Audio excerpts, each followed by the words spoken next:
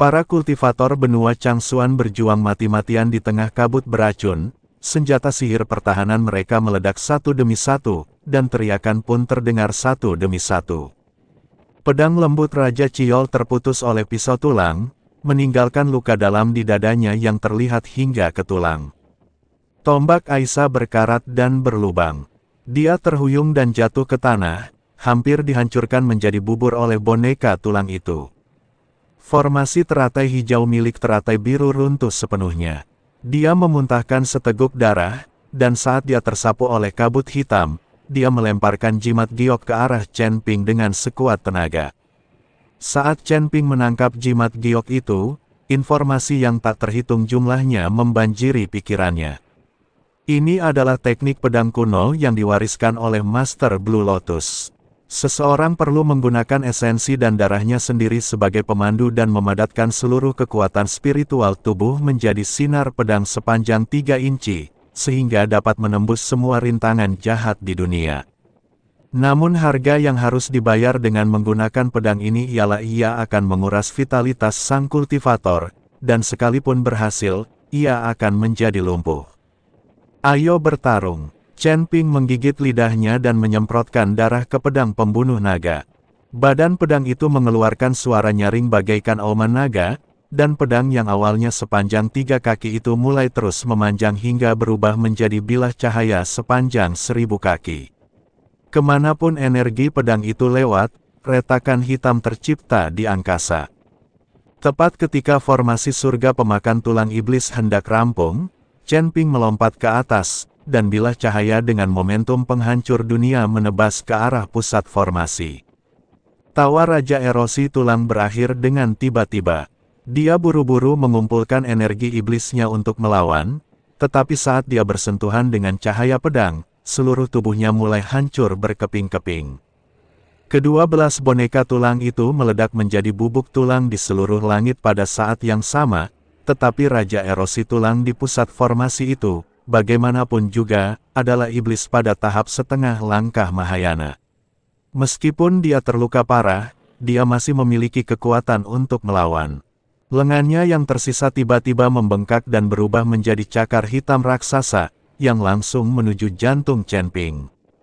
Di saat kritis itu, pedang pembunuh naga milik Chen Ping tiba-tiba mengeluarkan cahaya warna-warni. Chen Ping meraung dengan agung, berani sekali kau, setan kecil, bersikap begitu lancang.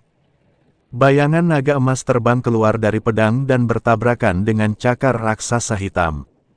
Fluktuasi energi yang dahsyat meratakan area seluas ratusan mil ke tanah, dan sebuah lubang pembuangan besar muncul di tanah. Saat asap dan debu menghilang, Raja Erosi Tulang telah menghilang, hanya meninggalkan tanda hitam yang diukir dengan rune aneh. Kemenangan. Para biksu yang selamat bersorak, tetapi sorak-sorai itu segera terganggu oleh krisis baru. Tentara sesungguhnya dari kota Erosi Tulang akhirnya muncul.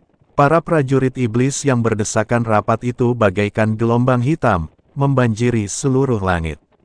Yang lebih mengerikan lagi adalah para prajurit kerangka yang dibakar menjadi abu oleh kirin api benar-benar mengembun kembali dalam kabut hitam, dan jumlah mereka beberapa kali lebih banyak dari sebelumnya. Bagaimana bisa? Wajah Mo Qingyun pucat, dan dia hanya memiliki sedikit kekuatan spiritual tersisa. Chen Ping hampir tak dapat berdiri, bersandar pada pedang pembunuh naga. Meridiannya terputus karena penggunaan teknik pedang kuno, dan sekarang bahkan berdiri pun menjadi masalah baginya. Api di tubuh unicorn api kecil itu menjadi redup karena konsumsi yang berlebihan. Konsumsi terus-menerus membuat Chen Ping dan anak buahnya tidak dapat menahannya lagi. Pada saat putus asa ini, langit tiba-tiba menjadi gelap. Kegelapan yang lebih pekat dari kabut hitam menyelimuti seluruh medan perang, bahkan angin iblis yang menderu pun terhenti. Itu, Humazi membelalakkan matanya dan menunjuk ke langit. Saya melihat bayangan gelap perlahan muncul di atas awan. Binatang pemakan langit. Chen Ping sangat gembira. Dia tidak tahu kapan binatang penelan langit kecil ini, yang hanya tahu cara tidur sepanjang hari, keluar. Dengan tambahan binatang pemakan langit ini, Chen Ping merasa lega. Lagi pula, Orang ini bisa melahap segalanya. Telanlah mereka untukku, lahaplah semua iblis ini, kata Chen Ping pada si binatang kecil penelan langit. Namun siapa sangka bahwa binatang kecil penelan langit itu hanya menatap Chen Ping dan tidak melakukan gerakan apapun. Wah, binatang pemakan langit ini tungganganku, bukan tungganganmu. Kalau kau perintahkan, apakah dia akan menurut? Dan Anda harus menghormatinya, bukan anjing Anda yang bisa Anda perintah. Suara Raja Iblis Ciyun terdengar di benak Chen Ping, mengungkapkan ketidakpuasannya terhadap Chen Ping. Chen Ping tertegun, lalu dengan cepat mengubah ekspresinya, lalu berkata kepada binatang penelan langit kecil itu sambil tersenyum, "Saudara binatang penelan langit, tolong bantu aku menelan semua iblis ini." Tanpa diduga, setelah mendengar perkataan Chen Ping, binatang kecil penelan langit itu benar-benar membuka mulutnya yang besar yang mampu menelan gunung, dan menghisap para prajurit kerangka di langit. Panggilan, kekuatan hisap yang mengerikan membentuk pusaran angin hitam, dan puluhan ribu prajurit kerangka tertarik ke dalamnya. Tanpa sempat berjuang sedikit pun, ia tertelan ke dalam jurang tak berdasar. Yang lebih mengejutkan lagi adalah kutukan abadi pada para prajurit kerangka itu telah terhapus sepenuhnya di dalam perut binatang pemakan langit dan tidak akan pernah bisa terbentuk kembali. Dengan penambahan kilin api dan binatang pemakan langit, situasi pertempuran langsung terbalik. Kilin api kecil merasa sangat bersemangat, api di tubuhnya menjadi lebih kuat lagi, dan dia membentuk kerjasama diam-diam dengan binatang pemakan langit. Kilin api bertugas membakar para prajurit iblis di tanah, sedangkan binatang pemakan langit bertugas melahap pasukan kerangka di udara. Saatnya melawan, Chen Ping menahan rasa sakit yang hebat dan mengangkat pedang pembunuh naga, "Ikuti aku dan bunuh." Membunuh. Mengikuti raungan Chen Ping, para kultivator benua Changsuan menyalakan kembali semangat juang mereka. Mereka membentuk formasi pertempuran baru dan bertempur mati-matian melawan para prajurit iblis. Di langit, energi pedang dan energi iblis saling bertautan, dan cahaya senjata ajaib menari bersama hujan darah. Chen Ping bergerak cepat di antara kerumunan, dan masing-masing pedangnya dapat merenggut nyawa beberapa prajurit iblis. Pakaiannya telah lama berlumuran darah, tetapi tatapan matanya semakin tajam, seakan-akan dia adalah dewa perang yang kembali dari neraka. Pertempuran brutal ini berlangsung selama 3 hari 3 malam. Ketika prajurit iblis terakhir tumbang, matahari pagi akhirnya menerobos awan gelap dan memancarkan cahaya keemasannya ke daratan yang hancur. Benua Changsuan diselamatkan sekali lagi. Lan Lianhua sangat berterima kasih kepada Chen Ping. Jika bukan karena Chen Ping, benua Changsuan pasti sudah hancur sejak lama.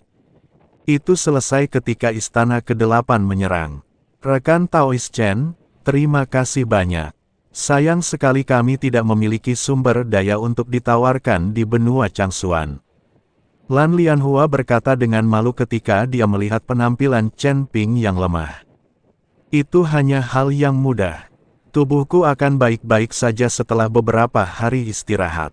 Chen Ping tersenyum sedikit. Dengan menara penekan setan, Chen Ping hanya perlu memasuki menara untuk berlatih, dan meskipun hanya membutuhkan waktu beberapa jam, ia akan dapat pulih dengan cepat. Setelah menyelesaikan semuanya, Chen Ping membawa Humazi ke menara penekan setan.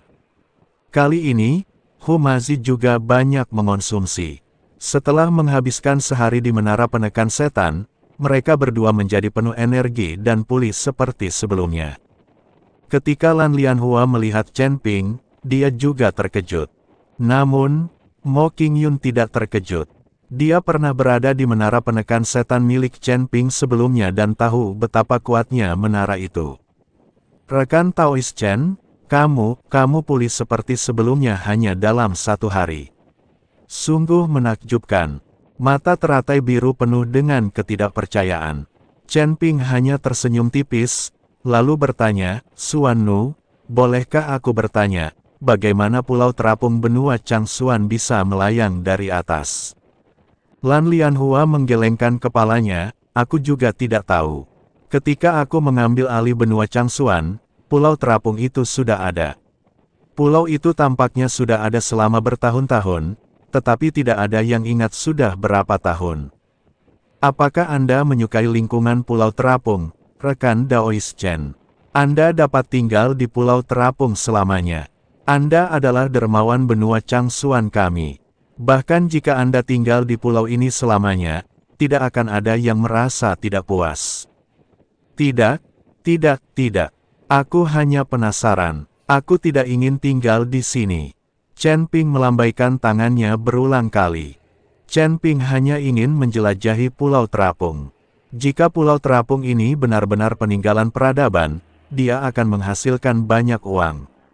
Namun, tampaknya benua Changsuan tidak mengetahui bahwa pulau terapung ini adalah peninggalan.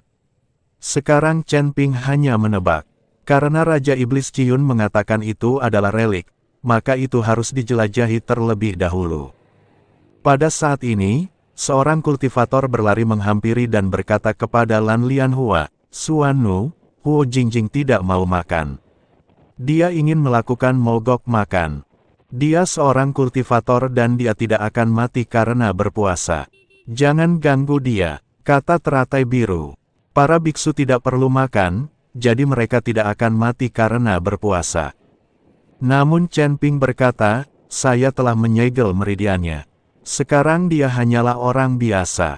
Jika dia tidak makan, dia akan segera mati kelaparan. Aku akan pergi melihat apa yang dia inginkan."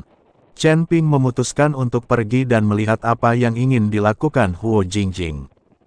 "Chen Ping, bagaimana kalau aku memberinya susu kedelai?" kata Humazi sambil tersenyum.